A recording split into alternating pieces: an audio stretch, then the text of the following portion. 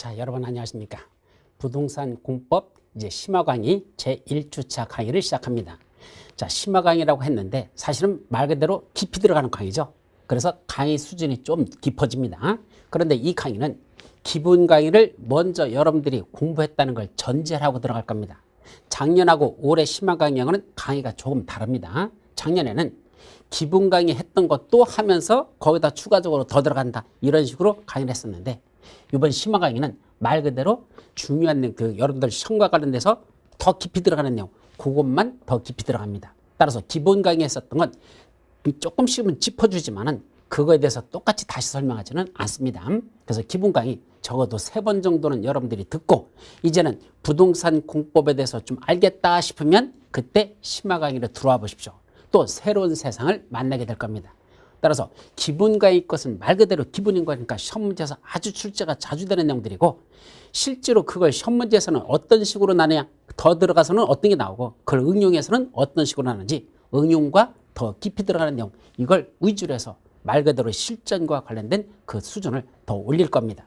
왜 시험 문제 그리고 강의를 이렇게 해야 될까?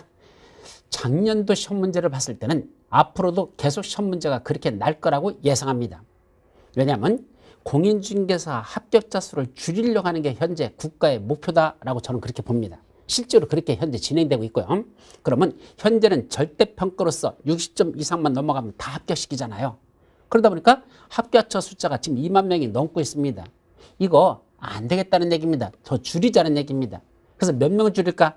현재 예상할 때는 한 15,000명 정도까지 줄이지 않을까라는 게 제 생각인데, 근데 15,000명만 만약에 못 뽑는다고 해버리면 2만 명 이상 뽑는데 지금 15,000명만 뽑으면 당연히 반발하죠. 그럼 어떻게 하면 되죠? 절대평가에서 시험 문제 수준을 자꾸 높여가지고 결국 10,000명 정도만 붙을 수 있도록 유지랄로 시험 문제를 깊게 내버립니다. 그러면 10,000명만 붙도록 이렇게 문제를 내놓고 나서 그 다음에 몇 명 뽑겠다? 15,000명 뽑겠다라고 발표해버리면 사람들은 뭐라죠? 감지덕지 하십니다.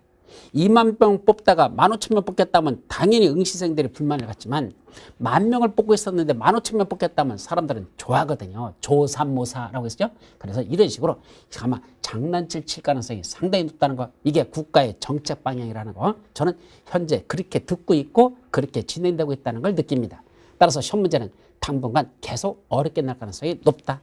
그래서 불만이 아주 높아지면 중간에 한 번씩 약간 쉽게 내가지고 조금 합격자를 높이겠지만 아마 당분간은 계속 전반적으로는 어렵게 시험 문제를 거다 이거죠. 그러면 내가 수업을 들었는데 막상 시험 문제 풀어보니까 모르겠다는 얘기입니다. 도대체 왜 이렇게 모르는 게 많은지, 이거에 대한 건 사실은 교수님들이 따로 설명할 시간이 없었습니다.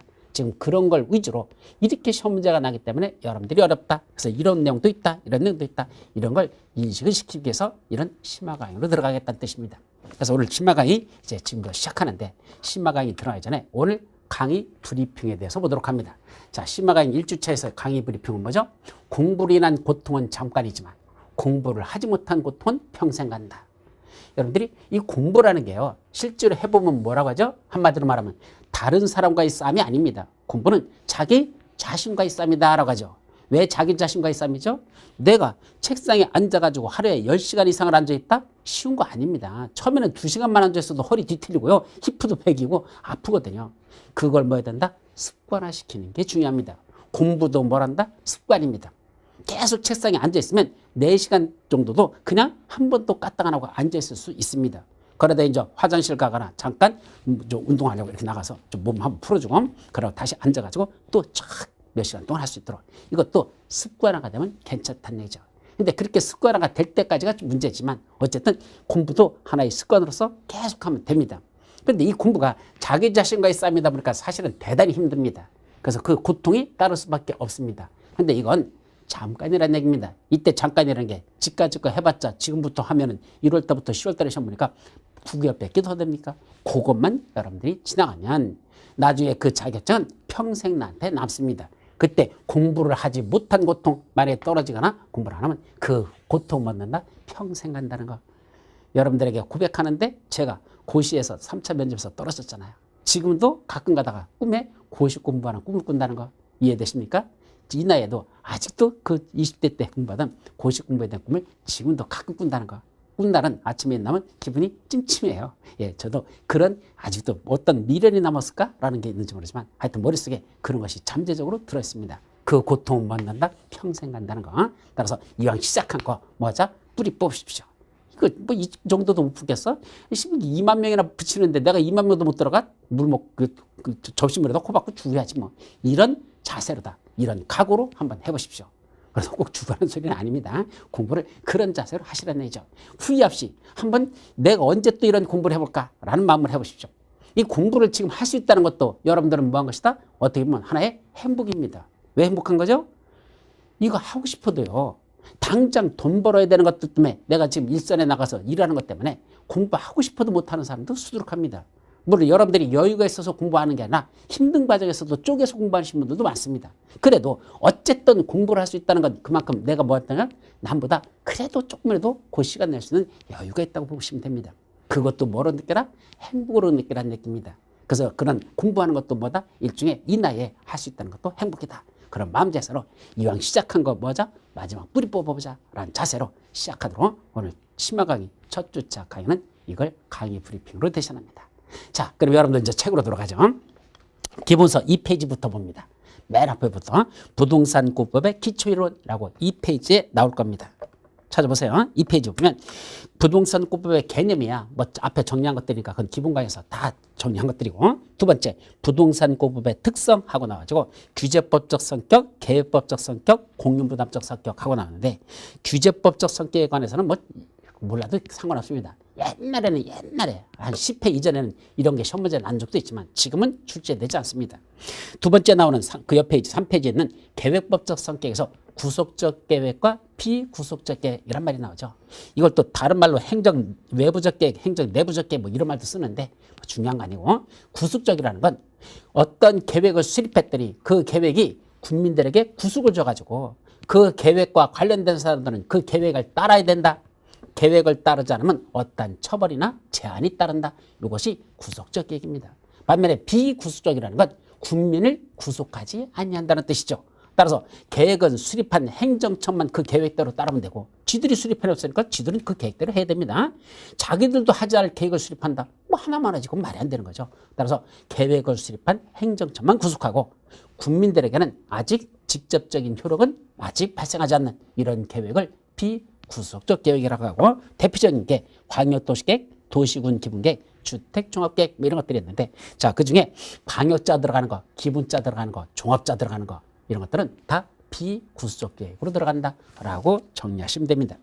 공용부담적 성격에서는 맨 마지막에 보면 공용환지와 공용환권이라는 게 있죠.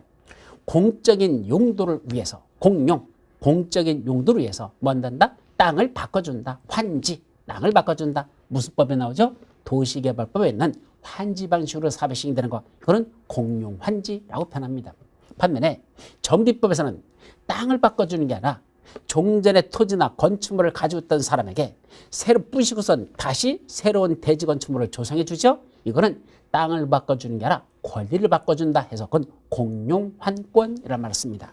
따라서 도시개발법에서는 공용환지란 말이 나오는 것이고, 도시 및 주거환경 정비법에서는 땅을 바꿔주는 게 아니라 권리를 바꿔준다. 종전의 권리를 새로운 권리로 바꿔준다. 공용환권이라는 말을 쓴다는 거. 그건 시험 문제 나진 않아요. 옛날에 이렇게 한 번씩 나온 적이 있어서, 그래서 오래된 시험 문제 보다 보면 이런 말이 있다는 것만 참고적으로 기억하면 됩니다.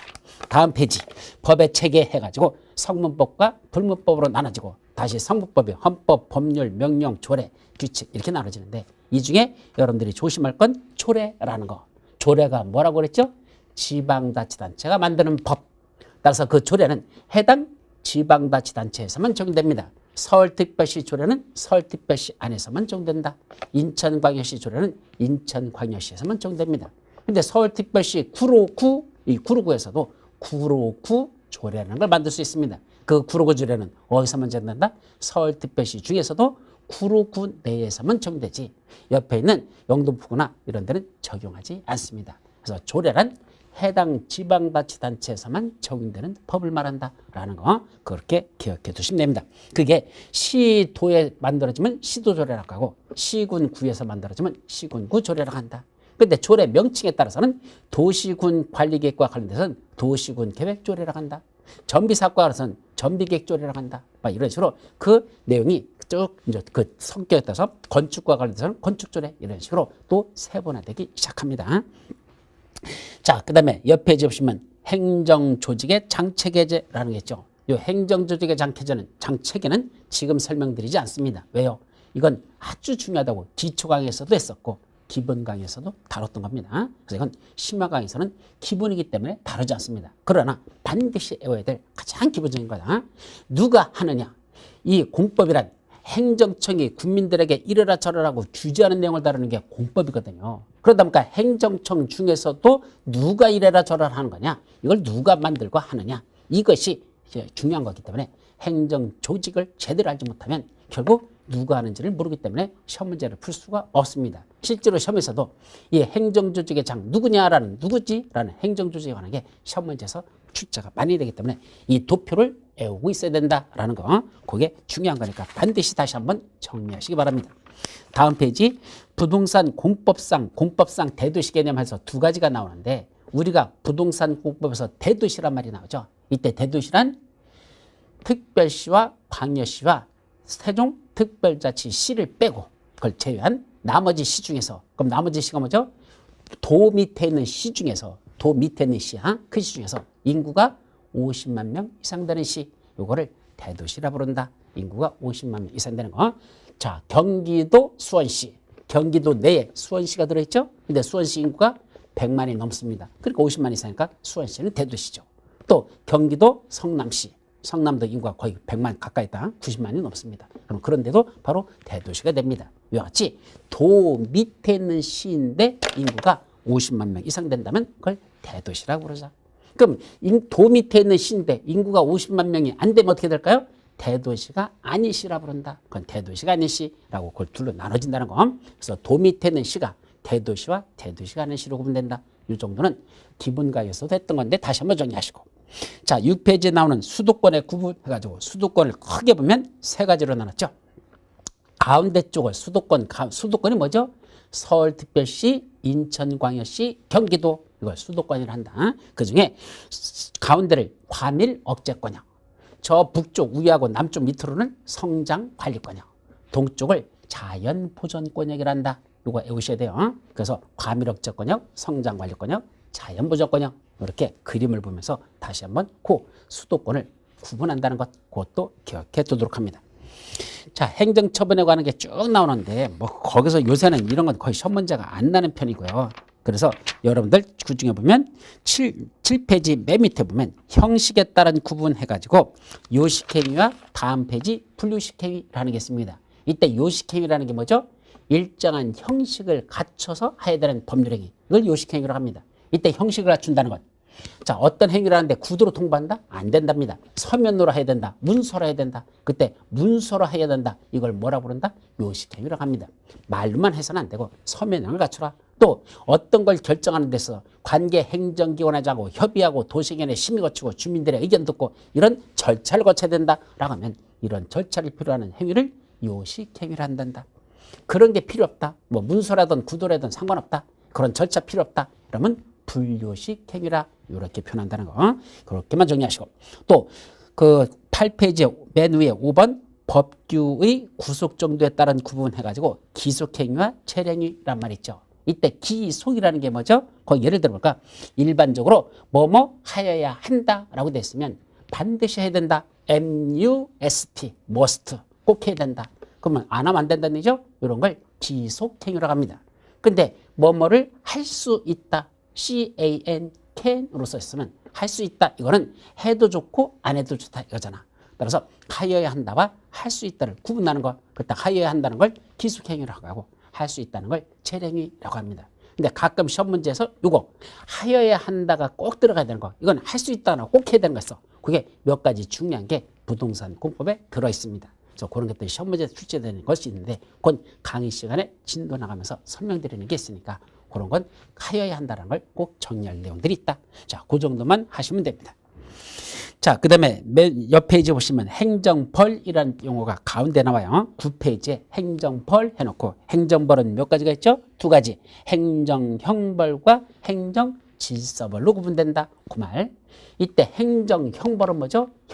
형조는 형사상 때 형법할 때 형자입니다. 즉 어떤 처벌을 형을 가하겠다. 처벌형을 가하겠다. 이게 행정형벌이라고 하죠. 그래서 행정열벌은 법원의 재판에 의해서만 이루어지는 게 원칙이고 그때 형벌로서는 징역형이라든지 또는 벌금 같은 거 징역형, 금고, 벌금 이런 것들 물론 사형 같은 것도 있는데 부동산 공법에서 잘못했다고 사형에 처하는 건 없어요. 주로 그 징역형이나 또는 벌금형을 부과한다. 징역형, 금고형, 벌금형 이런 것들 있죠. 이런 것들은 행정형벌에 속합니다.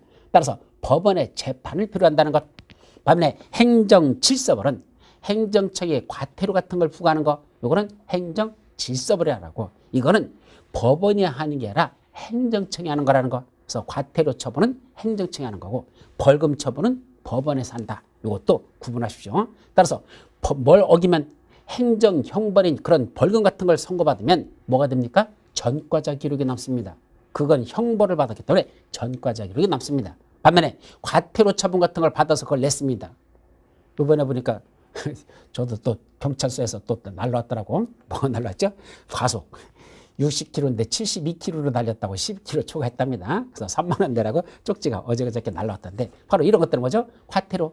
또 범칙금이라고 하고 그래서 과태료라고 하는데 약간 성격이 달라요. 근데 그냥 같은 걸 일단 보시고 이런 것들은 뭐가 남지 않는다? 전과자 기록이 남지 않습니다. 그래서 과태료 만약에 과태료도 전과자 기록이 나면 나는 아마 한 20범은 될 겁니다. 그동안 과속으로 걸린 게 한두 개가 아니거든요. 근데 불법 유탄하다가 걸린 적도 있고 뭐 도로에서 사고 걸리는 게 한두 개입니까? 그죠? 하면 어때 보다 보면 제일 많이 걸렸던 게 딸내미 아침마다 태워다 줄 때 고등학교 3학년 때 아침에 또 지가 늦게 나다 보니까 빨리 태워다 줘야 되잖아. 그러면 꼭 걸리는 데서 맨날 걸리는 거야. 이상하게. 거기는 60km인데 달렸다 하면 70km 그냥 가다 보면 하면 넘어가잖아요. 그래서 그때는 참 많이 걸렸었습니다. 어쨌든 이런 것들은 전부 다 뭐야 된다? 과태료 처분이란다. 이거는 벌금이 아니라는 것. 따라서 벌금은 법원에서 부과하는 거고 전과자 기록이 남는다. 과태료는 그런 행정책이 부과하는 것이고 이거는 뭐가 남지 않는다? 전과자 기록이 남지 않는다. 그게 구분된다는 것만 기억하십시오.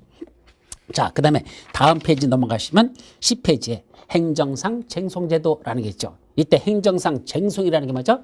다투자는 얘기입니다. 행정청이 어떤 처분을 내렸는데 그 행정적 처분에 대해서 뭐 한다?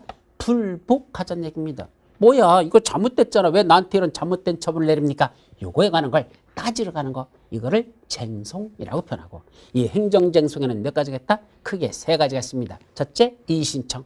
이의신청은 그 처분을 내린 행정처한테 가가지고 따지는 겁니다.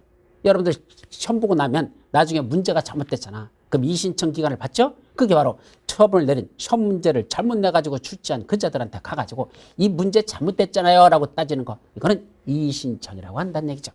자, 이의신청을 했더니 받아준답니까? 안 받아준답니까? 아니래요. 자기들이 처분 내린 게 맞대요. 틀리지 않대요. 근데 내가 볼 때는 그래도 잘못된 건데 그러면 또 하소연하러 가야 되겠죠. 그때 올라가는 게 뭐란다? 행정심판이라고 하죠. 그래서 행정심판은 잘못된 처분에 대해서 이의 신청했는데도 안 받아준다. 그러면 다시 그 상급기관이나 또는 별도로 행정심판위원회라는 게 구성되는 경우가 있습니다. 그럼 그 처분을 내린 자의 상급기관이나 또는 행정심판위원회에다가 이것이 잘못됐으니까 이것 좀 다시 고쳐주십시오 라는 걸 행정심판이라고 합니다.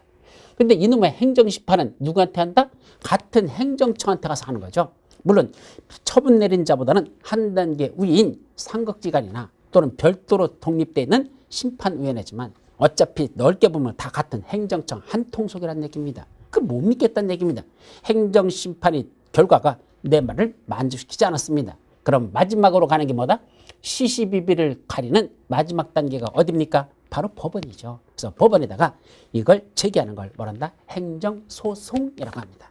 따라서 행정쟁송과 행정소송을 구분하시기 바랍니다.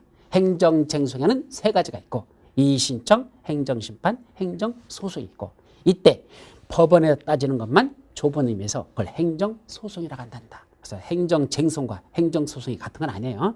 행정쟁송이 더 넓은 개념이고 그 중에 하나가 행정소송이다. 아셨죠? 이건 법원에 가서 따지는 것. 그렇게 여러분들이 기억해 두시면 됩니다. 자, 요까지가 우리 앞에 기초련 쪽에서 조금 더 깊이 들어갈 내용들이 되겠죠. 자, 이제는 뭐가 나온다? 국토의 계획 및 응용에 관한 법률로 넘어갑니다. 그래서 이제 지금부터 줄여서 이걸 원래는 무슨 법이라 하죠? 국토의 계획 및 이용에 관한 법률 줄여서 국토계획법이라고 표현합니다. 이걸 줄여서 국토계획법. 근데 실제 사람들은 뭐 국위법, 국계법 뭐 여러 말을 쓰는데 그런 용어는 사실은 없어요. 정확하게는 국토계획법입니다. 근데 저는 이것도 길어서 뭐란다? 국토법 이렇게 줄여서 써요. 국토계획법이 원래 정식 국토교통부에서 사용하는 약자입니다. 그래서 여러분들이 법제처에 들어가지고 법률 검토할 때 국토의 계획 및 이용에 관한 법률을 하고 쳐보면 거기다 약칭 국토계획법이라고 써 있습니다. 그건 행정부처에서 즉 국토교통부에서 지들이 붙인 명칭은 약칭으로서 국토계획법이라 한단다. 강의 시간에는 국토법이라고 줄여서 표현할 겁니다. 자, 이제 넘어가셔서 16페이지 보면 이 법을 왜 만들었는지 제정 목적하고 나오는데 시험 문제 날 일 아닙니다. 한 번도 난 적 없죠. 두 번째 용어정의 하고 나오는 거죠. 이 용어정의가 매년 어떤 형태로든 시험 문제 한 문제 이상은 관련돼서 나올 수밖에 없습니다. 그래서 용어정의는 하나하나 다 정리를 해 두셔야 된다. 기본 강의할 때도 웬만큼 중요한 건 다 했었습니다. 그런데 그중에 심화 과정에서 더 보는 건 11번 즉 17페이지 맨 밑에 11번에 보면 뭐가 나오죠? 기반시설이라는 게 있습니다. 11번에 기반시설이라는 게 나오는데 이 기반시설에 관해서는 조금 더 깊이 들어가도록 합니다. 시험 문제가 이제 이 깊이 있는 것까지 난다는 얘기죠. 그럼 기반시설이란 개념 정의는 없어. 그냥 다음의 시설을 말한다. 이렇게 됐습니다. 그러니까 기반시설이란 어쩌고 저쩌고 저쩌고 이렇게 설명이 없어. 그럼 저는 보통 기반시설을 말한다. 사람이 살아가는데 꼭 필요한 시설. 이거를 기반시설이 한다. 저는 이렇게 얘기하는데 사실은 법률 용어로는 기반시설에 대한 개념 정의는 없습니다. 그냥 종류만 쫙 열거해 놓고 이런 것들이 기반시설이라고 됐죠. 그래서 기반시설은 종류가 몇 가지로 열거됩니까? 총 7가지입니다. 기반시설의 종류는 총 몇 가지가 있단다? 7가지가 있단다 라고 정리합니다. 그리고 원래 순서는 바꾸면은 저는 이렇게 정리해요. 이건 나중에 방공포 교환 공유 이렇게 쓰죠. 방공보 교환 공유 무슨 말이죠? 한국과 미국 간에 한미 간에 요새 방위비 뭐 협정 때문에 요새 진통을 겪고 있죠. 그래서 방위비 협상하는데 그때 한국과 미국 간에 방공포를 서로 교환하고 공유한단다. 그래서 방공포가 뭐죠? 북한에 적기가 쳐들어올 때 그 비행기가 쳐들어올 때 그걸 쏘기 위한 지상에서 쏘는 포 이걸 방공포.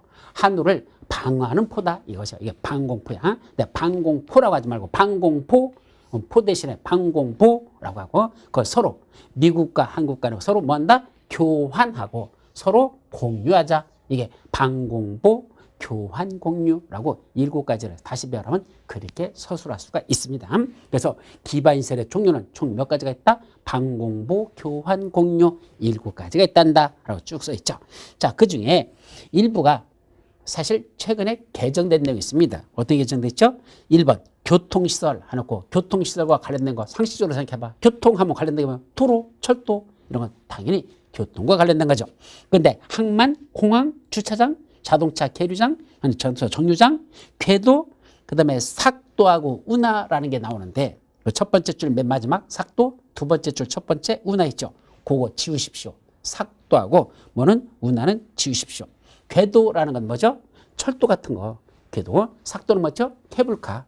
줄에 매달려서 가는 건 삭도로 가고 어떤 줄 위로다 타고 가는 거 이거는 궤도라고 이렇게 이해하시면 됩니다. 그래서 철도는 위에다 타고 가잖아. 그러니까 궤도가 되죠. 반면에 저 케이블카는 줄을 타고 그죠? 그래서 줄을 타고선 밑으로 지나가면 이거 줄을 밑에서 줄에 매달려서 가는 건 삭도라고 이해하시면 되고 그다음에 어떤 쭉 열거되는 그 위에 저 철로 같은 거 위에 타서 가는 거 이거는 궤도라고 이해하시면 되는데 하여튼 삭도하고 운하 두 가지는 교통시설은 없어졌습니다. 제외시켜서 지우고 그 다음에 자동차 및 건설기계 검사시설은 들어가는데 그 다음 거 자동차 및 건설기계 운전학원 요거는 빠져버렸습니다. 운전학원은 그래서 자동차 및 건설기계 운전학원은 교통시설을 제외됐다. 지워버리고 자, 그 다음에 공간시설은 그대로 있고 유통공업시설, 공공문화체육시설 다 똑같은데 방제시설에서는 시험 문제 났었어요. 하천, 유수지, 저수지 이거는 무슨 시설에 들어간다?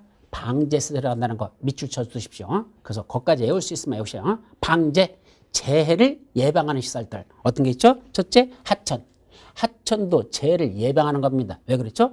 하천에 물줄기가 있어야 물이 비가 오더라도 범람하지 않죠. 그래서 하천이라는 건 당연히 이는 방지시설에 들어간다. 유수지, 물이 머물러 있는 곳은 그런 유수지 또는 저수지 그런 것들은 다 물을 가두는 거잖아. 따라서 한꺼번에 비가 많이 왔을 때 물이 쭉 내려가 보면 저 밑에 홍수 나니까 일단은 비가 많이 올 때는 물을 가뒀다가 비가 그치고 나면 조금씩 물을 빼내면 되죠. 이런 저수지 같은 거 이것도 전부 다 방제시설이고 그 밖에 방화설비, 방풍설비, 방수설비, 사방설비, 방조설비. 그때 뭐 방풍이란 건 바람을 방지한다, 방수 물을 막는다, 사방시설, 사방은 모래가 날르는 거 있죠. 그 모래가 날르는 걸 그걸 방지하기 위해서 나무 같은 걸 심는 경우가 있습니다. 그런 시설. 또 하나 방조. 조가 뭐죠? 바로 쓰나미 같은 거 밀려오는 거. 바로 조력. 그러니까 밀물과 썰물 격차 많이 나는 거. 이걸 갖다가 조류하는데 그 조석 간만의 차라고 하죠. 그 조석 간만의 차에서 그 썰물이 밀려오는 걸 막으려고 하는 거. 전번에 텔레비 프로를 보다 보니까 여러분들 맹글로브 나무라고 했어요. 맹글로브. 어디죠? 저 아열대 지역에서 자라는 나무인데 이거는 바닷속에서 그 짠 바닷물 속에서 자랍니다. 근데 이 맹글로 숲이 있었는데 이 숲을 제거해버렸더니 무슨 문제가 터졌다? 쓰나미가 한번 들이닥쳤더니 수만 명이 죽어버립니다. 왜냐하면 거기 맹글로브 나무가 있을 때는 그 나무들이 빽빽하게 섬을 둘러싸고 있잖아요. 그러니까 파도가 와도 이 한꺼번에 밀고 안으로 들어오는 데는 한도가 있어가지고 그 안쪽은 보호가 됐었는데 그걸 싹 제거해버리고 거기를 갖다가 다시 염전 같은 거 개발해버렸더니 결국 쓰나미가 한번 밀려보니까 전부 다 그냥 막는 게 없으니까 막는 시설이 없으니까 그냥 노출돼가지고 사람들이 상당수 죽어버리는 자연이라는 게 참 위대하구나. 그 맹글로브 나무라는 게 바로 그런 방조도 막는 그런 시설의 성격을 한다는 것 그렇게 하면 되겠죠. 그 다음에 보건위생시설 거기 보니까 화장시설이라고 했잖아요. 장사시설이라고 되는데 이 장사시설이라는 게 올해 새로 시설된 겁니다. 그래서 장사시설 해놓고 그 속에는 뭐가 들어간다? 화장시설, 공동묘지, 봉안시설, 자연장지, 장례식장까지입니다. 거기 봉안시설에서 괄호 쳤는데 더 들어갑니다. 어디까지? 자연장지하고 장례식장까지. 거기 장례식장 다음에 괄호를 치십시오. 즉 봉안시설에서 이렇게 괄호 쳐놓은 걸 지우고 더 뒤로 바꿔서 장례식장에 거기다 다음에다가 괄호를 쳐놓으면 됩니다. 그러면 결국 장사시설에는 장사에 관한 법률이라고 했죠. 장사에 관한 법률이 뭐 하는 거죠? 사람이 돌아가셨을 때 그분 장례 치르는 거와 관련된 법이 장사에 관련됩니다. 요자리 쓰는 거 그런 것들에 관련된 게 바로 장사시설, 장사에 관련된 법률이죠. 그중에 장사시설에는 뭐뭐 들어간다? 사람 이렇게 저 고온에다가 이렇게 불에다가 이렇게 해서 뼈만 가루내가지고 다시 빻는 거 있잖아. 그게 바로 화장시설, 그 다음에 공동묘지, 봉안시설. 옛날엔 납골당이라고 부르던 게 지금은 봉안시설이라는 말로 바뀌었습니다. 납골당이 봉안시설, 그 다음에 자연장지, 장례식장. 여기까지는 전부 다 장사시설에 들어가고 그 다음에 도축장, 종합의료시설. 이건 전부 다 보건위생시설입니다. 그래서 보건위생시설의 종류도 시험 문제에 출제됐었으니까 그래서 방제시설, 보건위생시설, 환경기초시설 이 세 가지가 시험에서 집중적으로 출제되는 거니까 표시를 해 주시기 바랍니다. 5번, 6번, 7번.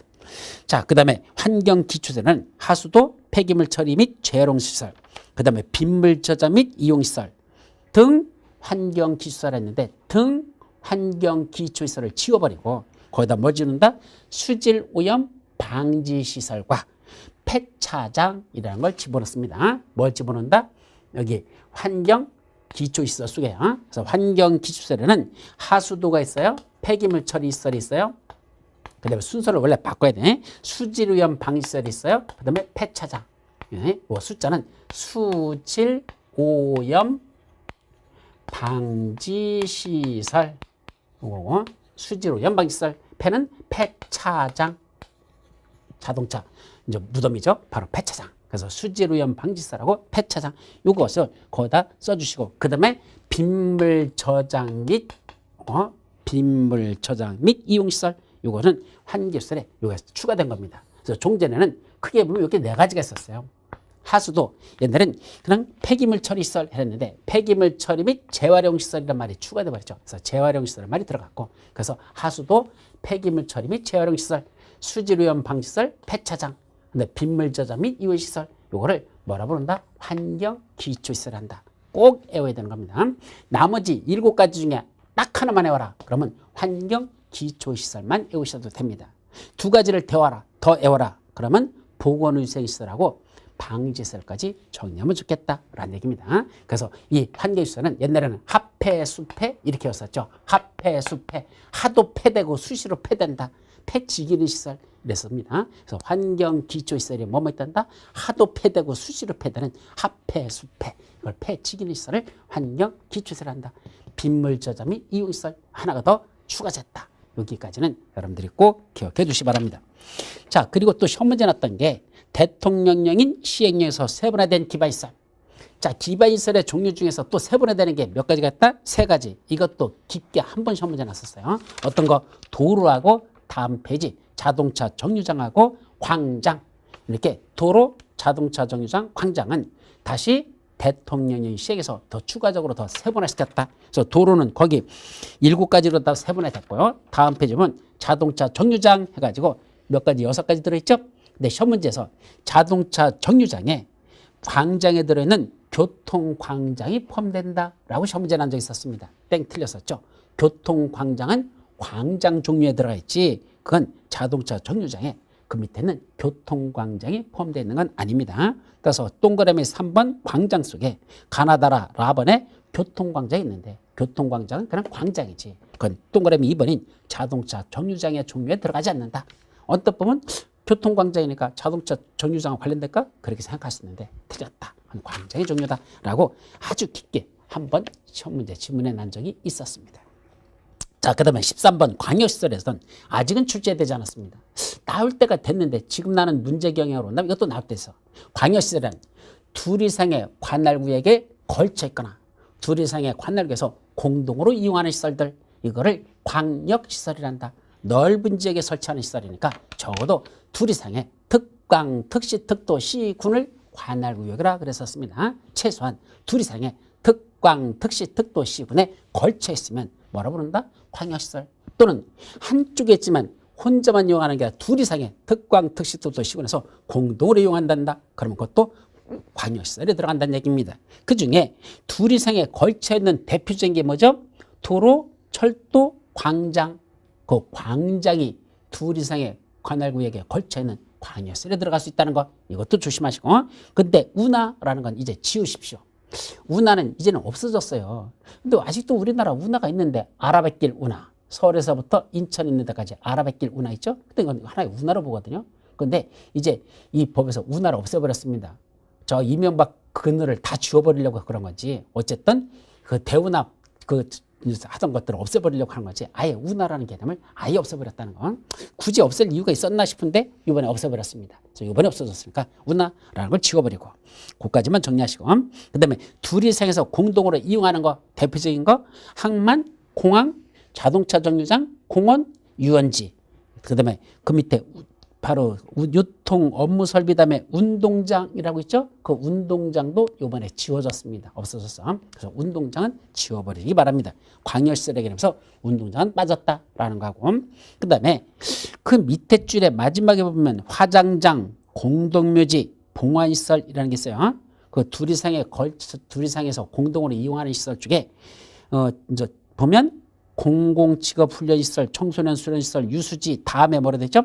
화장장, 공동묘지, 봉화시설 이 셋을 지워버리고 그걸 이번에 뭐로 바꿨다? 장사시설이라는 말로 바꿔버렸습니다. 그래서 세 가지 화장장, 공동묘지, 봉화시설 이거를 그냥 다 지워버리고 장사시설이라는 말로 하나로 통일해버렸다. 아셨죠? 그렇게 해놓고 그 다음에 아까 여기 환경기시설에 들어가 있던 하수도 그 다음에 폐기물 처리시설 수질오염 방지시설, 폐차장 이게 돼 있는데 그중에 폐기물 처리시설이 용어가 더 길어졌죠. 폐기물 처리시설 및 재활용시설 이런 말로 바꿔요. 폐기물 처리 및 재활용시설 폐기물 처리 및 재활용시설 이란 말로 더 길어졌다. 그 다음에 수질오염 방지시설, 폐차장 이것들은 둘 이상의 관할구에서 공동으로 이용하는 이것도 뭐에 속한다? 광역시설에 속한단다. 광역시설이 그렇게 늘어납니다. 근데 이걸 일일이 다 외운다는 게 사실은 불가능해요. 시험 문제가 이런 게 날 수도 있다.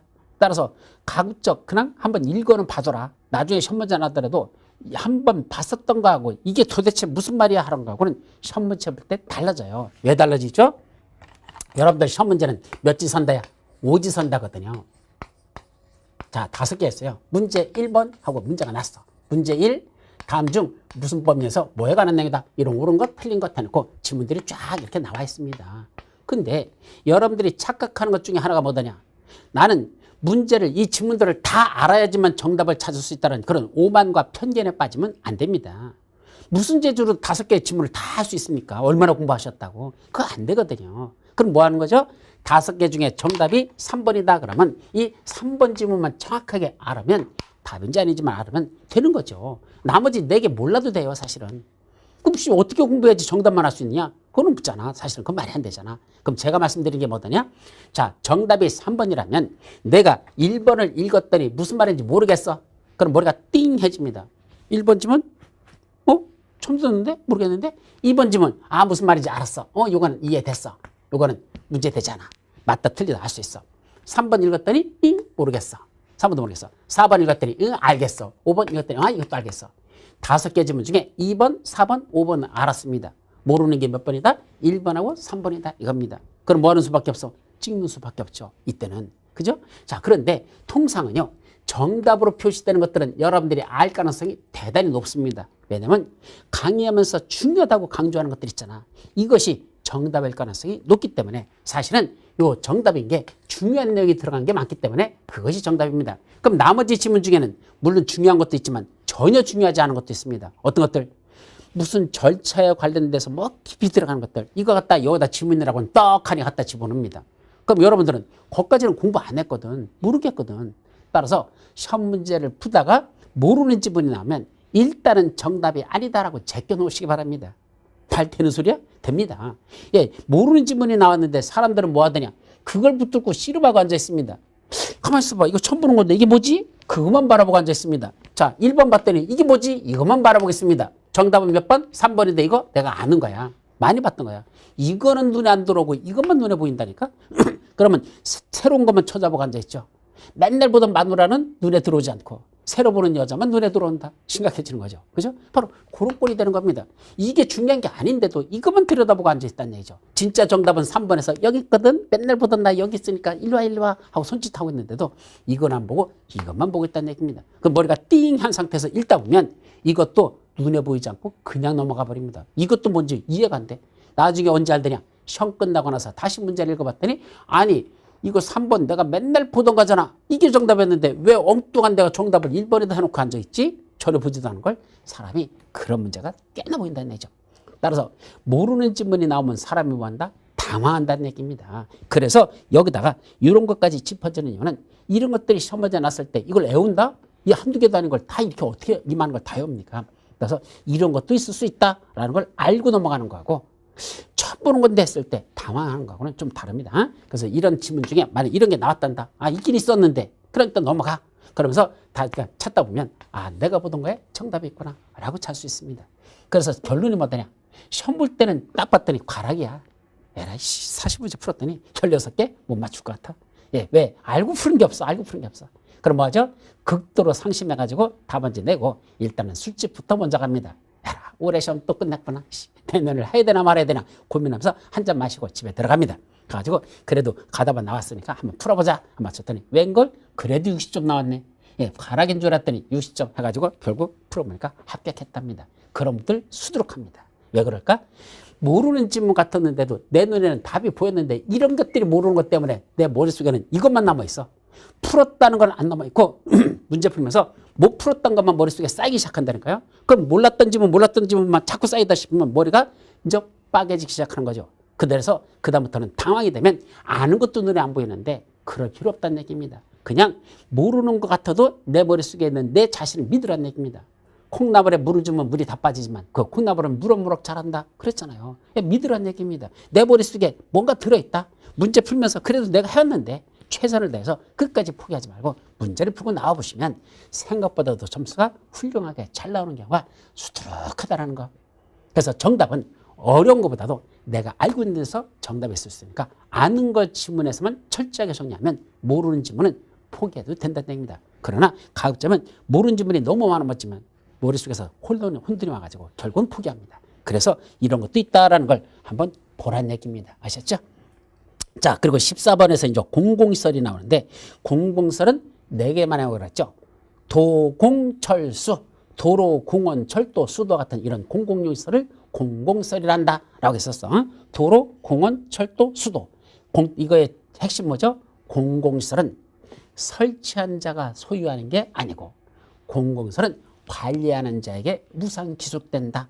관리하는 자에게 무상기속된다 라는 게 핵심이었습니다. 그래서 이런 공공시설은 관리하는 자에게 무상기속된다. 도공철수가 있다라는 것만 외웠었는데 그 밑에 그 밖에도 뭐가 있죠? 항만, 공항, 운하라고 했잖아. 운하는 지워라 그랬습니다. 그래서 항만이나 항만, 공항, 광장, 녹지, 공공공지, 공동구, 하천, 유수지, 예, 공동구도 공공시설이라고요. 그래서 공동구가 뭐죠?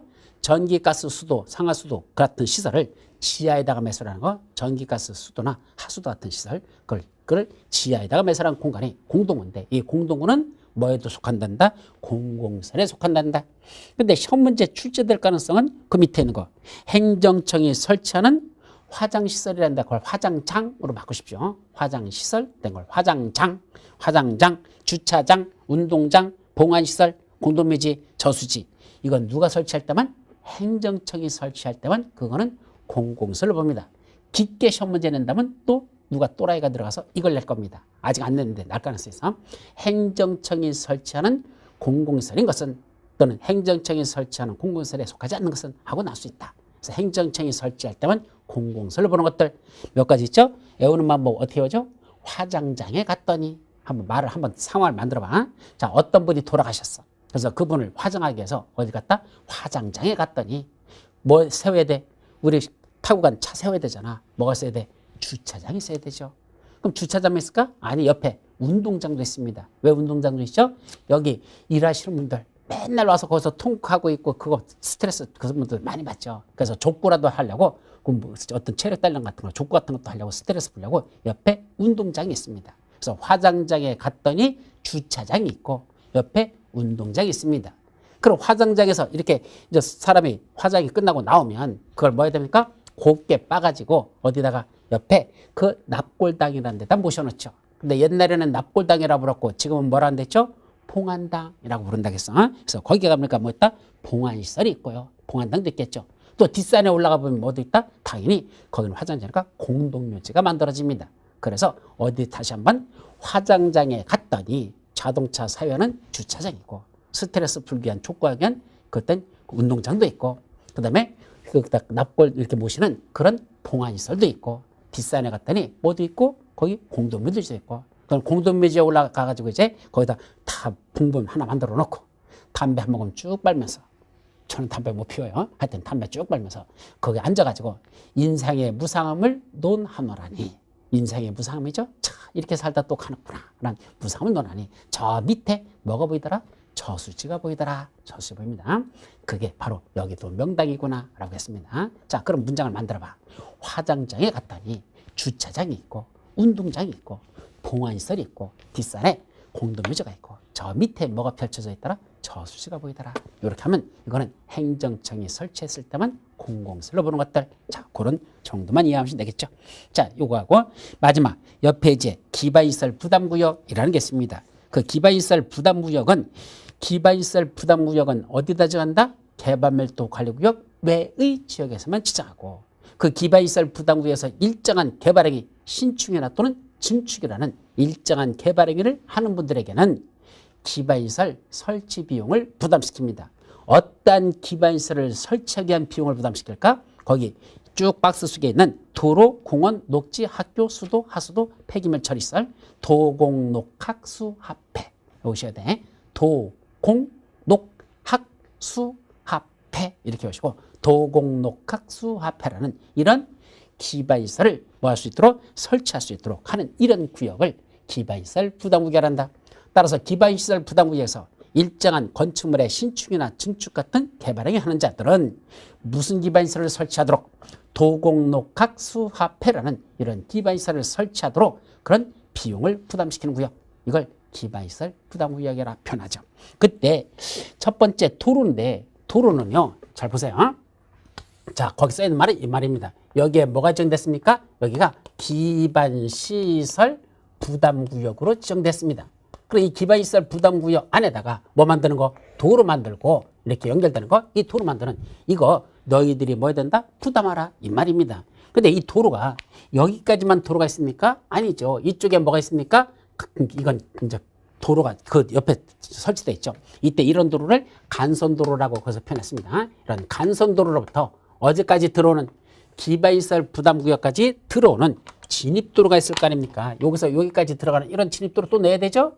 이거는 기반시설 부담구역 안에가 아니고 기반시설 부담구역 밖에서 간선도로부터 여기까지 연결되는 이 연결도로, 이것도 뭐 해야 됩니까? 여러분들이 비용을 부담해야 됩니다. 따라서 이 기반시설 부담구역 안에 들어있는 이 도로 만드는 것만이 아니고 그 간선도로부터 기반시설 부담구역까지 연결되는 이 도로, 이것도 여러분들이 부담해야 되는 기반시설의 종류에 속한단다. 여러분들이 이걸 부담해야 된다. 그렇게 이해하시면 됩니다.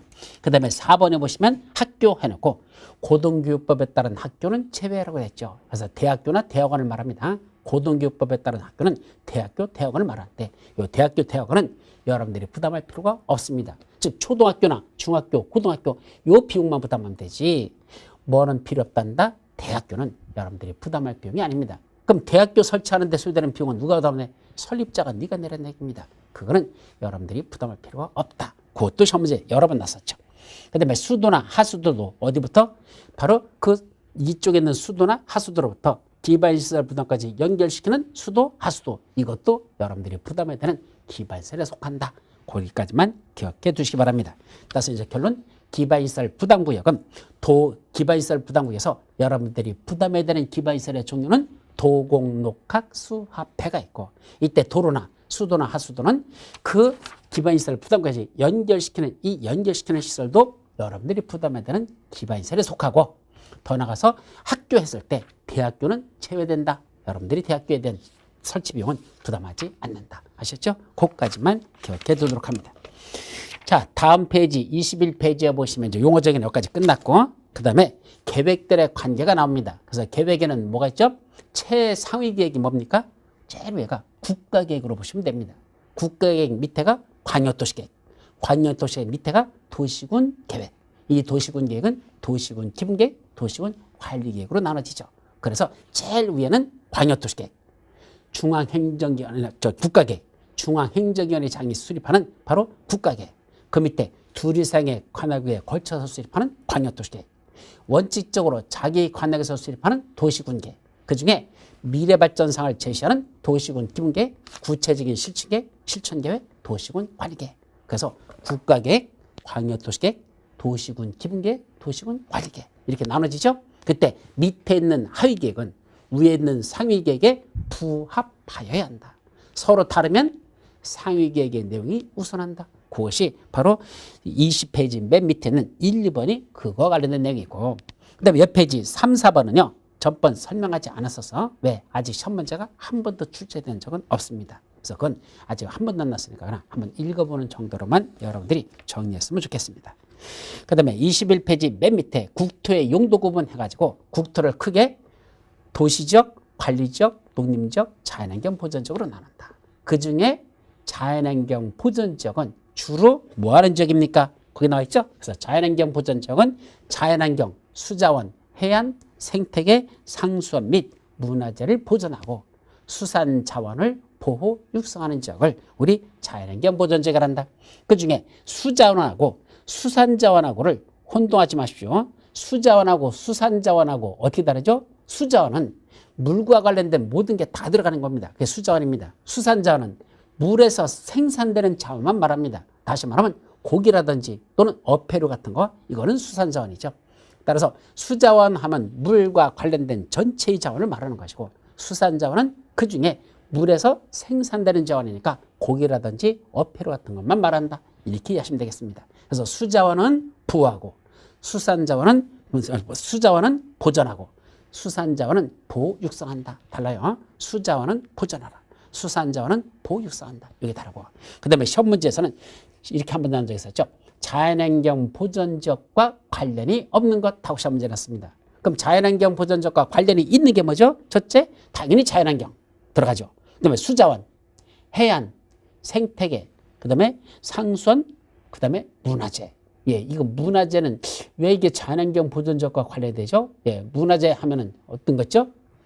우리 저기 절 같은 거, 그죠? 속초에 가면 거기 무슨 절 있고, 그죠? 저기, 어디야? 태백산맥 줄기에도 절 같은 게 많잖아. 그러면 그런 절이 있는 곳들, 이런 것들은 훼손하지 말라고 그런 데는 자연환경 보존적으로 지정한대. 그게 바로 문화재가 지정되어 있는 것은 문화재가 있는 곳을 그런 데를 수저는 자연환경 보존적으로 지정한다. 그 문화재와 관련됐습니다. 이것도 자연환경 보존적과 관련이 있다. 그래서 자연환경, 수자원, 해안, 생태계, 상수원 및 문화재를 보존하고 수산자원을 보육성한다. 그랬었죠. 그때 모래자만 떠서 자수해, 그 다음에 생상문 이렇게 되죠. 그다음에 자연환경, 수자원, 해안, 생태계, 상수원 및 문화재라고 하는 게 자수해, 생상문입니다. 이때 자수해가 뭐죠? 간첩 보고하는 소리입니다. 광명 자수하여 광명 찾자. 예, 자수하라는 얘기입니다. 그래서 광명 찾는 게 뭐죠? 생상문. 생자는 원래 이렇게 써. 생상 서로 상자 씁니다. 그다음에 문자로 쓰죠. 원래 이게 아닌데 이렇게 쓰면 돼. 서로 상자 써서 서로 살 수 있는 문으로 들어가자. 간첩 보고 자수하랍니다. 서로 살 수 있는 문으로 들어가서 이게 자수해 생상문 이렇게 하면 이건 보존하는 거다. 자연환경 보존적과 관련된다. 자, 그 정도만 여러분들이 기억해 두시면 앞부분은 다 끝났습니다. 이제 24페이지에 가보시면 광역도시계획부터 도시군 기본계획, 도시군 관리계획에 관한 내용이 나오겠죠. 그거는 잠시 쉬었다가 들어가도록 합니다. 쉬었다 하시죠.